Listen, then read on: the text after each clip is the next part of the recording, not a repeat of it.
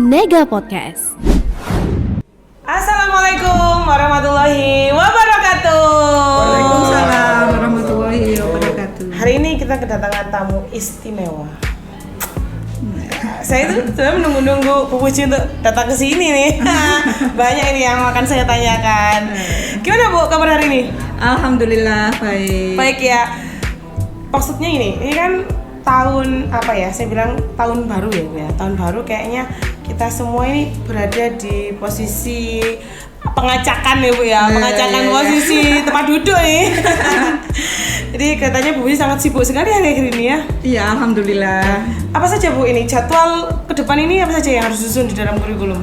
Oh, ini banyak sekali ya yang mau disusun di kurikulum. Yang mendesak sekali itu UKK. Nah, UKK ini kita majukan karena sebenarnya kan tanggal 17 Februari. Nah, kita majukan jadi 10 Februari karena berbarengan sama LKS. Maaf Bu, saya potong ini saya kaget. Gimana Bu, tanggal berapa? Tanggal 10 Februari. Tanggal 10 Februari, kelas 12 siap-siap. Para kepala program siap-siap ya. Tanggal 10 Februari. Wah, gimana? Pak Ed, gimana? Tanggal 10 nih. Ampun, Pak Ed, ampun. Wah, jadi maju ya Bu ya? Iya. Apa karena bertepatan dengan apa?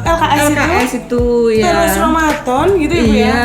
Jadi harus maju. Ya karena saya nerima apa ya jadwal dari ini dari bagian kurikulum dari SEB 3 Menteri itu. Nah jadi aduh ini gimana ini pilih-pilih hari ini yang pas nih kapan kayak gitu ya. Terus saya lihat waduh 17 ini tadinya kan tanggal 17 UKK-nya. Ternyata 17 itu bareng sama LKS. Jadi biar kita nggak sibuk berbarengan terus ribet banget ngurusi dua hal yang berbeda. Jadi otomatis saya pilih untuk maju tanggal 10. Iya. Karena kemarin itu waktu Pak Lesmono datang, Iya. itu memang beliau menceritakan tuh kira-kira Februari di tanggal 20-an gitu. Iya. Wah, agak lega di tanggal 20-an, agak panjang ya kan. Paling enggak UKK selisih 1 minggu lah sama UKK. Sama LKS, ternyata harus maju. Iya. Sangat jauh sekali. Wah, ini prepare-nya harus lebih semangat lagi, Bu. Oh iya. Semangat ya untuk para kaprok. Terima kasih. Jadi ini kan kita tadi bahas UKK gitu. Mungkin ada beberapa nih teman-teman yang belum mengetahui UKK itu apa sih, Bu? UKK itu adalah uji kompetensi keahlian. Nah, uji kompetensi keahlian ini itu dilakukan pada semua jurusan. Nah, gunanya untuk apa? Untuk menilai pencapaian kompetensi peserta didik sesuai dengan standar yang ditetapkan. Nah, misalkan UKK ini di DPB gitu ya, desain produksi busana. Nah, itu misalnya kan dia tuh harus mampu bikin baju. Nah, UKK ini ya apa sih isinya? Ya bikin baju. Nah, di situ apakah dia mampu nggak bikin baju kayak gitu. Jadi semacam ujian akhir ya? Iya betul, ujian Ujian akhir. akhir untuk siswa kita di jurusan yang sudah mereka geluti selama 3 tahun tersebut. Iya, inilah bedanya dengan SMA. Iya, ada UKK kalau di SMK. Ini kan kayak prakteknya selama itu dapat apa sih kayak gitu. Nah, itu jadi iya. Ilmu apa yang sudah dicapai gitu Iya, ya? selama praktek itu dapatnya apa? Nah, jadi ini UKK sebagai standarnya. Kalau sudah lulus UKK berarti dia sudah layak untuk lulus kayak gitu. Ingat ya kelas 12, kalau lulus UKK berarti layak untuk lulus. Ya dieling-eling ya. Ayo UKK-nya harus lebih serius lagi. Untuk UKK itu sendiri Bu, biasanya kapan itu waktu dilaksanakan UKK ini? Dilaksanakan UKK ini kebetulan kan kita kelas 12 itu kurikulum merdeka yang pertama kali ya. Nah, itu setelah mereka pulang dari praktek kerja lapangan. Nah, setelah lulus praktek kerja lapangan, mereka mengikuti KBM terus kemudian UKK ini gitu. Ya. Kalau nih misal UKK ini kan berarti dilaksanakan di kelas 2 akhir. Kelas 3, kelas 12 di semester akhir. Kalau misalnya dimajukan kelas 11 semester akhir itu apa boleh? Ya kalau masalah boleh atau tidak itu saya rasa boleh aja. Cuman mampukah anak-anak kayak gitu? Kenapa kok begitu? Karena kan mereka harus menguasai semua kompetensi yang ada di jurusan itu, gitu ya. Misalkan saya contohkan busana tadi. Nah, kalau mereka harus mampu bikin satu baju, nah di kelas 11, apakah mereka sudah mampu membuat itu kayak gitu? Ya. Siapa tahu nanti soalnya ada mereka yang tidak mengerti beberapa kompetensi yang bisa harus mereka kerjakan seperti itu Bu ya. Kemudian selanjutnya nih Bu, siapa saja sih Bu orang-orang yang terlibat di dalam UKK tersebut? Yang terlibat itu yang jelas yang mengatur semuanya itu adalah dari Dinas Pendidikan itu ya, yang bikin kapannya, terus ketentuannya itu apa, itu kemudian kepala sekolah sebagai penanggung jawab, terus ada saya sebagai wakakurikulum sebagai apa ya, yang mengatur semuanya kayak gitu. Rodanya. Iya, betul. Terus yang paling berperan utama itu adalah para kaprok. Iya, para kaprok sini yang menguasai kompetensi masing-masing jurusan. Jadi di sini di UKK ini peran kaprok itu sangat-sangat penting ya, karena kaprok yang paling tahu seluk-beluknya UKK ini gimana sih kayak gitu. Terus selain itu juga jangan lupa dibantu sama para kaleb yang menyediakan kebutuhannya itu apa saja, terus alat-alat yang dibutuhkan itu apa kayak gitu ya. Jadi peran utamanya selain dari si dinas pemerintah pendidikan tadi, kemudian ke sekolah masing-masing berarti ke kepala sekolah, kemudian baru ke wakakurikulum, berarti ini ranahnya di wakakurikulum itu ya. Kemudian baru masuk ke kepala program karena beliau adalah orang yang berkecimpung di jurusan tersebut, kemudian dibantu dengan kaleb dan teman-teman guru produktif yang lainnya. Iya, betul. Semoga UKK kali ini lancar semua ya teman-teman. Amin. Kemudian untuk siswa sendiri Bu ya, apakah ada persiapan ya untuk siswa itu sendiri untuk menghadapi UKK ini? Persiapannya apa saja? Kalau boleh tahu. Kalau persiapannya khusus itu tentunya tergantung masing-masing jurusan ya. Ini ada yang menyiapkan dengan adanya pra-UKK. Nah, pra-UKK ini kayak semacam apa ya? Dropping kayak gitu ya, latihan yang intensif kayak gitu sehingga anak-anak lebih siap untuk menghadapi UKK yang sebenarnya gitu. Berarti anak-anak ini dilatih dulu. Iya. Supaya nggak shock Bu. Iya, betul. Waktunya berapa lama ya kan? Iya. Dia harus mengenal bahannya dulu. Iya. Seperti itu ya Bu ya. Biasanya untuk latihannya sampai diambil berapa hari untuk para kaprok itu biasanya izin ke kurikulum? Ya ada yang 1 minggu, ada yang 1 minggu lebih, itu tergantung kemampuan ini atau kapasitas labnya juga berpengaruh, kemampuan anak-anak ini kecepatannya bagaimana. Ya mengingat siswa kita kan banyak sekali ya, jadi kan kemampuannya itu berbeda-beda. Mungkin ada yang butuh waktu lebih lama, ada yang cepet banget kayak gitu. Nah ini bergantung pada itu semua. Jadi masing-masing kaprok, mengingat di sini ada 7 jurusan, itu waktunya yang dibutuhkan berbeda-beda kayak gitu. Oh jadi menyesuaikan dari jurusan masing-masing. Iya betul. Siap-siap. Untuk ini Bu, format ujian ya, biasanya kan akan berbeda-beda format ujian jurusan satu dengan jurusan yang lain. Mungkin dari Bu Puji sendiri bisa diceritakan sedikit untuk format ujian UKK itu seperti apa? Nah, kalau format ujian UKK ini kita berpatokan pada juknis ya. Jadi juknisnya yang kita dapat dari Dinas Pendidikan yaitu yang kita ikuti itu ya. Jadi sudah ada soalnya dari Dinas Pendidikan itu, kemudian baru diserap lagi sama kepala program, dipilih ya, biasanya paket ya Bu ya? Iya betul, sudah ada garis besarnya kayak gitu ya. Itu yang sesuai di jurusan mereka, kita harus memilih salah satu paket. Dari itu kemudian baru disampaikan kepada anak-anak untuk bisa dikerjakan. Iya betul. Sebelum ke penilaian nih Bu, kira-kira ada nggak sih bukan juri ya, penilai eksternal? Oh ada. Apakah ada? Berarti itu dari sekolah memanggil? Iya dari sekolah memanggil dari pihak Dudi. Iya kayak gitu. Gitu ya. Karena apa? UKK ini juga menyesuaikan kemampuan yang dibutuhkan oleh Dudi. Jadi kita SMK itu kan harus ada kerjasamanya dengan pihak luar yaitu pihak Dudi. Karena kita menghasilkan lulusan-lulusan yang dibutuhkan oleh dunia usaha gitu. Jadi kita harus menyinkronkan juga dengan keperluan Dudi kayak gitu. Jadi Dudi menilai, ini pantas nggak sih ini kalau saya bawa ke dunia industri gitu ya. Kalau misalnya nggak cocok sama sekali, ya nilainya pasti akan down. Iya. Wah, jadi standarnya ini sudah standar Dudi ya Bu ya? Iya. Benar sekali. Ayo anak-anak ya, pastikan kerjaan kalian itu sangat sempurna ya, karena yang menilai selain tidak hanya dari guru-guru dan produktif, tapi teman-teman Dudi pasti akan datang. Iya, betul. Biasanya kita mengundang berapa Dudi Bu untuk satu kali ujian itu? Nah, itu balik lagi pada kaproknya masing-masing ya. Mungkin ada yang ngundang 1 kali UKK, itu ada yang mengundang 2 Dudi, ada yang mengundang 3, kayak gitu. Itu bergantung sama kaproknya. Bagaimana penilaiannya ini akan dinilai oleh pihak Dudi tadi. Nah, kerjasamanya dengan perusahaan apa itu yang mereka undang nanti. Bisa lebih dari 1 Dudi. Boleh berarti boleh. Gitu ya.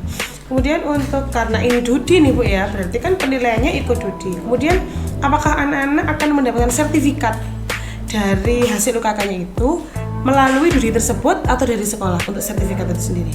Kalau sertifikat itu dari Dudi ya, ya karena gunanya sertifikat ini akan sangat banyak sekali untuk anak-anak. Misalkan untuk lampiran ketika anak-anak melamar kerja kayak gitu. Ya. Berarti memang dari Dudi membuktikan bahwa oh ini loh hasil kerjaku yang menilai Pak ini, gitu kan, dari PT ini, gitu kan. Iya betul. Jadi sertifikatnya langsung dari Dudi ya Bu ya, tidak dari sekolah untuk dibuatkan kemudian ini anak-anak selesai UKK gitu enggak? Iya. Jadi Dudinya ikut di dalam situ. Iya, kalau dari Dudi kan ini lebih terpercaya gitu ya sertifikatnya bahwa ini kemampuan anak-anak itu sudah diakui oleh Dudi kayak gitu. Kemudian ini Bu, UKK itu sendiri manfaatnya ini bagi anak-anak nih.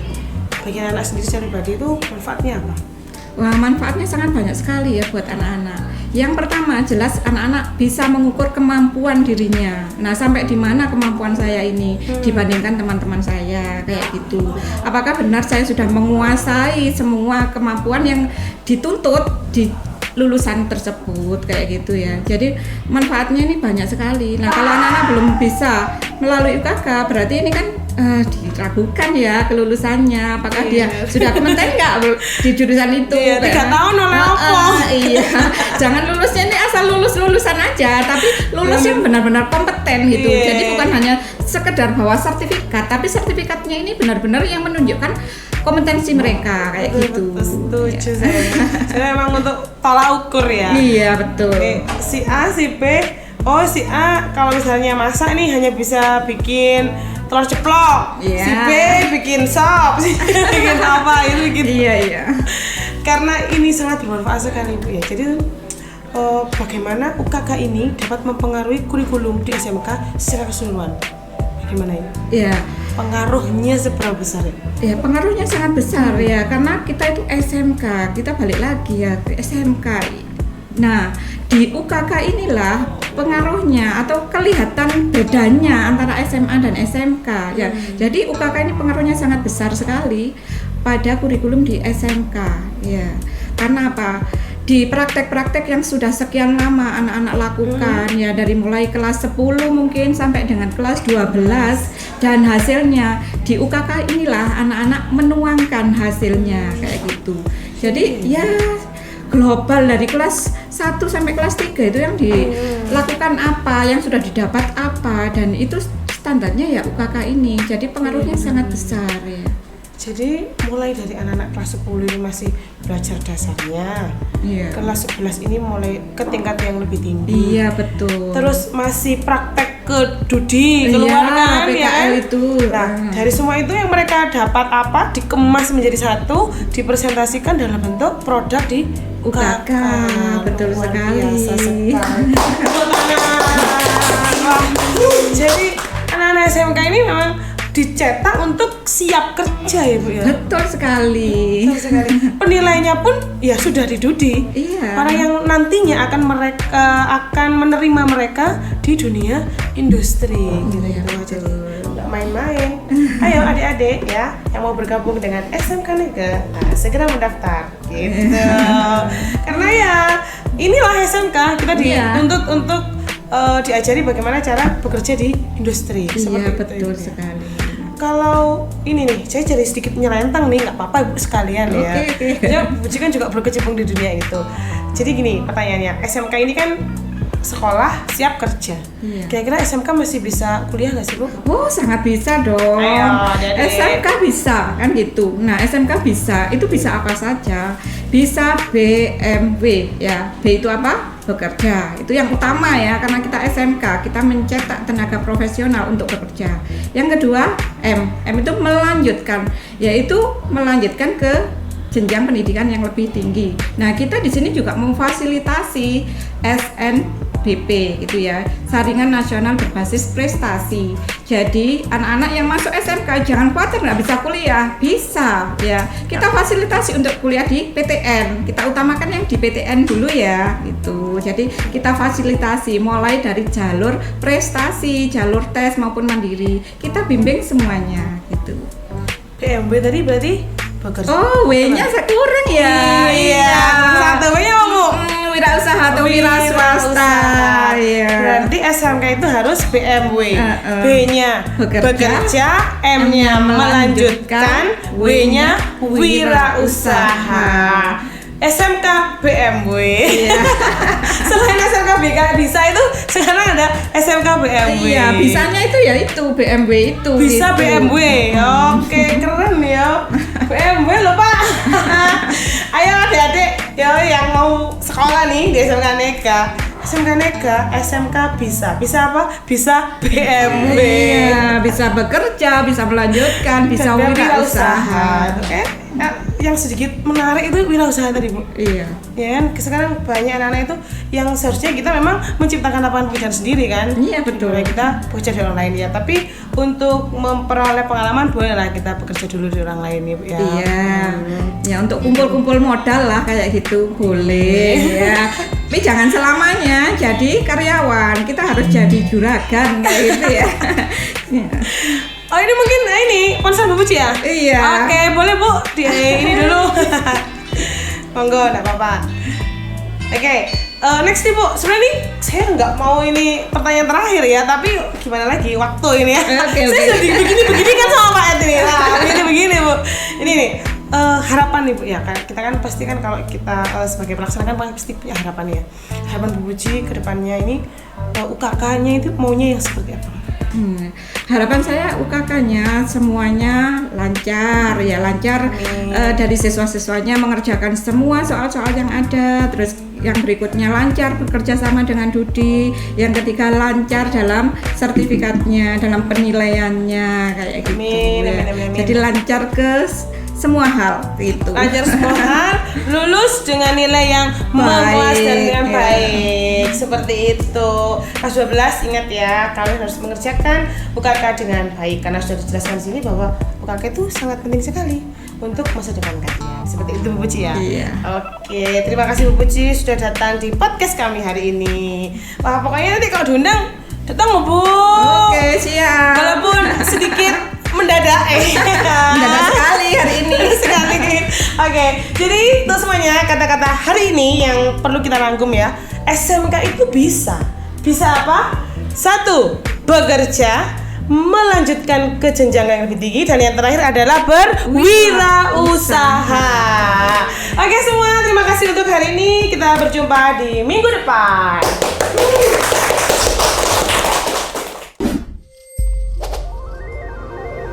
Nega Podcast.